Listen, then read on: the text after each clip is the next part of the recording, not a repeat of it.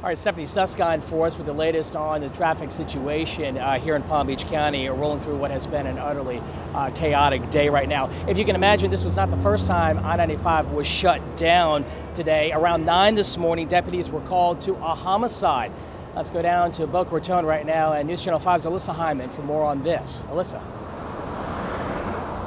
Jay, police do believe the shots were fired somewhere along I-95. What they say happened next was then a car swerved off the highway right around here, hit one of those orange barricades and ended up in that grassy area right in front of the Lynn University sign. Well, today I spoke to the victims' neighbors who say they can't imagine why anyone would want to target this man.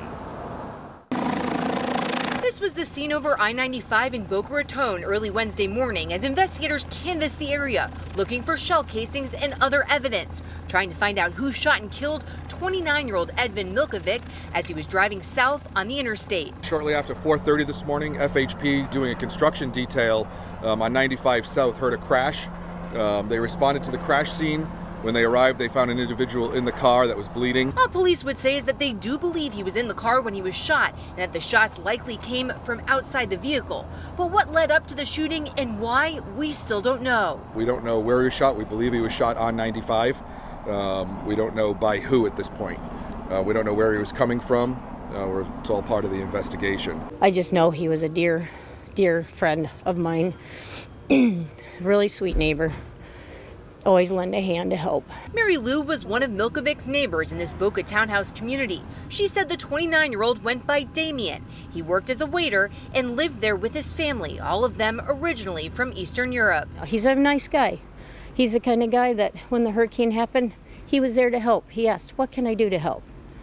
Just super nice guy. This doesn't make any sense to me. And while we wait for answers, Mary Lou says she refuses to believe that her neighbor could have been involved in any sort of trouble. He was the kind of guy that would just do anything for you.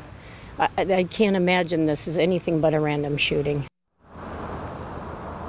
Back out here live, you can see southbound traffic here on I-95 back to normal. But as we mentioned early this morning, all of the lanes of I-95 southbound from Linton to Yamato were shut down.